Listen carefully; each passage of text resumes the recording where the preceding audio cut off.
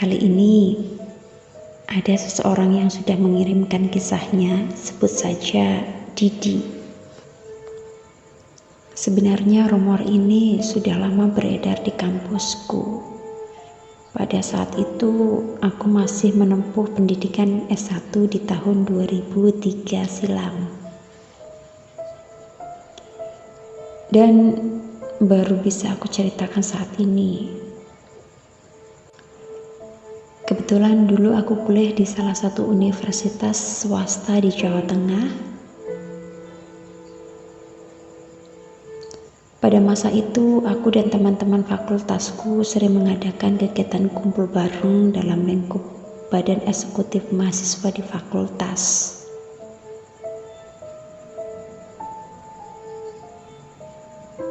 Kebetulan aku mengambil kuliah di Fakultas Teknik jurusan Teknik Sipil.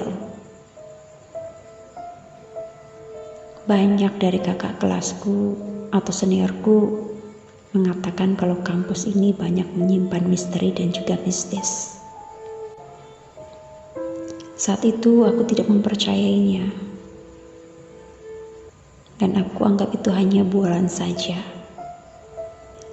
Aku juga berpikir kalau kakak tingkatku hanya menguji keberanian mental juniornya.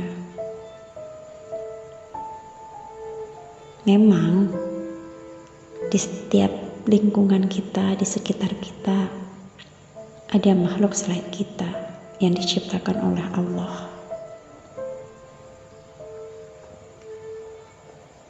Buat kamu yang mau berbagi kisahnya, ditunggu, kirimkan ke email yang ada di deskripsi. Jangan lupa like, comment, dan subscribe untuk selalu mendukung channel ini.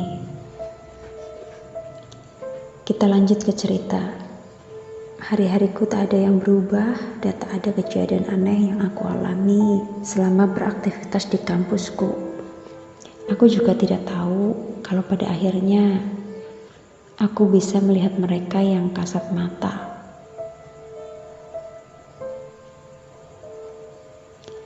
Kejadian ini bermula setelah kegiatan ujian semester selesai dan aku putuskan tidak pulang ke rumah karena ada kegiatan seminar di kampusku.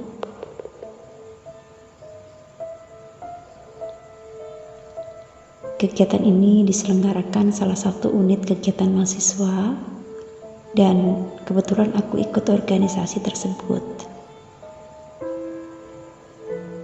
Rencananya kegiatan ini akan dipusatkan di auditorium kampus. Dan selama 1 minggu, kami selalu disibukkan persiapan seminar tersebut. Aku pun harus bolak-balik mondar-mandir keluar masuk kampus.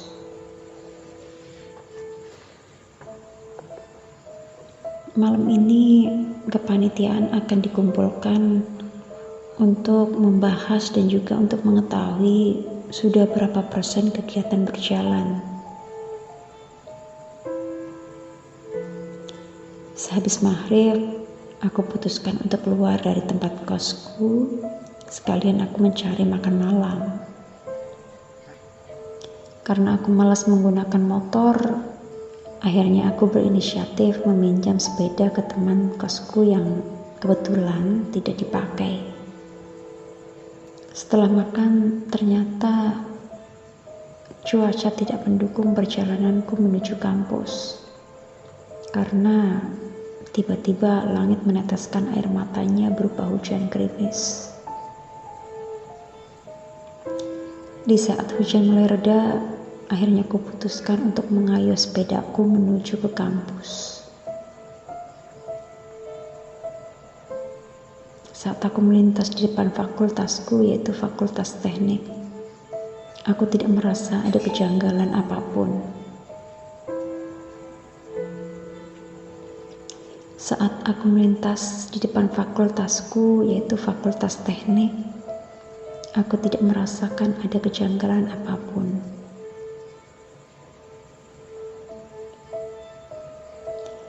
Di situ aku mendengar suara gaduh dan lampu menyala. Aku berpikir Mungkin ada perkuliahan malam atau ada anak yang masih melakukan praktek di laboratorium. Kebetulan lampu yang menyala ada di lantai 2. Dan di situ aku juga melihat ada seseorang sedang duduk di balkon lantai 2. Tapi aneh, dia membelakangiku saat aku mendekatinya.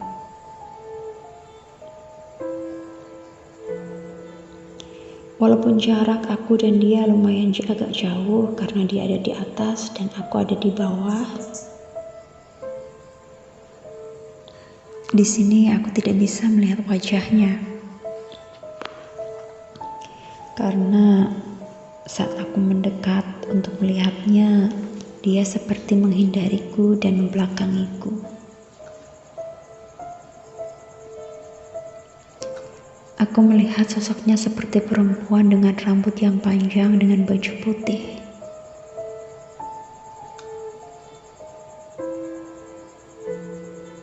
Aku pun memberanikan diri untuk bertanya kepadanya. Mbak, sendiri aja, belum selesai praktikum ya Mbak? Cewek tersebut hanya diam dan lagi-lagi membelakangiku.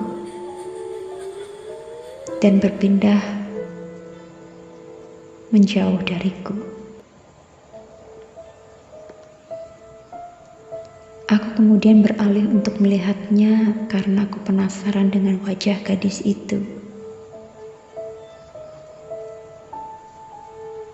Tapi anehnya dia kembali membelakangiku. Suara riuh dan gaduh di dalam masih aku dengar. Tapi aku tidak dapat mendengar dengan jelas obrolan mereka. Aku pun memberanikan diri untuk bertanya kembali. Mbak, kenapa sendirian? Lagi-lagi dia tidak merespon pertanyaanku. Seolah-olah aku tidak pernah ada di depannya. Hujan rintik-rintik masih mengiringi langkahku. Aku putuskan untuk meninggalkan tempat tersebut dan berpamitan pada gadis tersebut. Mbak, duluan ya, hati-hati jangan sendirian. Baru beberapa langkah aku berjalan, hanya hitungan detik, aku kembali menengok ke belakang karena penasaran. Tapi ternyata cewek tersebut sudah tidak ada.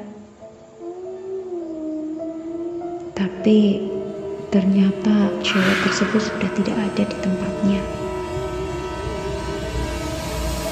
Hanya dalam hitungan detik saja, benar-benar sudah tidak ada. Dan aku pun melihat lampu yang tadinya menyala di dalam gedung menjadi gelap gulita. Dan suara gaduh tidak terdengar. Hanya ada kesunyian dan sepi yang ada di dalam gedung Fakultas Teknik.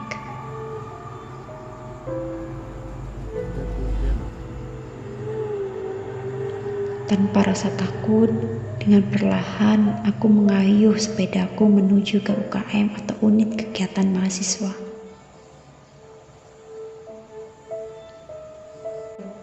Sepanjang perjalanan aku hanya terheran-heran dan juga geleng-geleng kepala atas apa yang aku alami barusan. Kejadian ini seperti mimpi bagiku. Sampai di UKM atau unit kegiatan mahasiswa, aku memastikan bertanya kepada teman sefakultasku, sebut saja Bang Dodo. Karena dia adalah seniorku di Fakultas Teknik. Bang, di fakultas ada acara apa kok rame? Tadi aku lewat di depan fakultas kita. Dia pun menjawab, Rame apanya, Di? Gak ada kegiatan di sana. Fakultas kita tuh sepi dari tadi sore. Kamu halu kali. Sumpah bang, tadi aku juga sempat ketemu cewek di balkon sendirian. Cewek? Kamu lihat wajahnya? Enggak bang. Mungkin kamu baru saja ketemu hantu cewek cantik dari teknik. Ah ngaco, jangan nakutin deh bang. Aku gak nakutin kamu. Serius, aku juga pernah melihatnya, tapi gak ada yang percaya. Mereka mengira kalau aku itu halu. Dan rumor yang beredar hanya iseng untuk menakuti para mahasiswa baru. Padahal itu semuanya ada.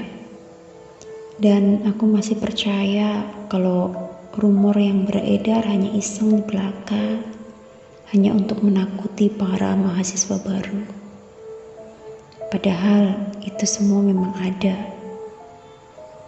Ternyata menurut Bang Dodo, dia bisa hadir pada malam Jumat dan saat hujan rintik-rintik seperti sekarang ini.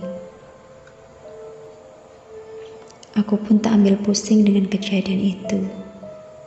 Seminggu berlalu sejak saat itu, aku tidak pernah melihat kejadian aneh di sekitarku. Hanya ada sedikit rasa berbeda saat aku melewati tempat-tempat sepi.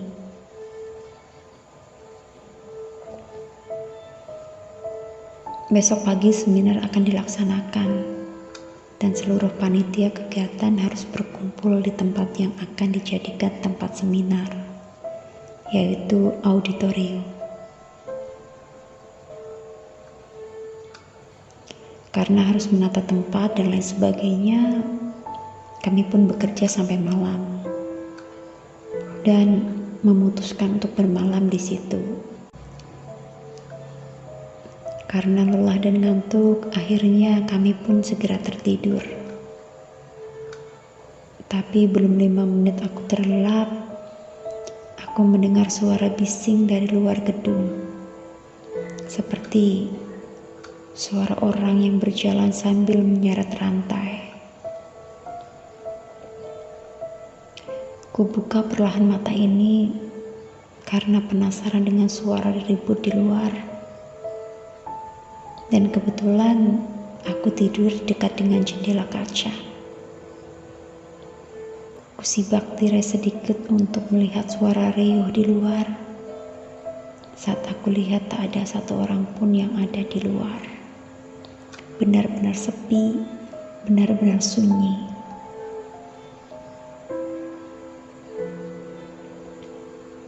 Akhirnya kututup kembali tirai tersebut dan kupastikan untuk tidur.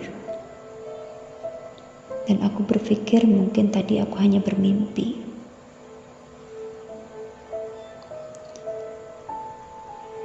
Lima menit kemudian aku mulai terlelap. Tapi lagi-lagi gangguan itu datang lagi.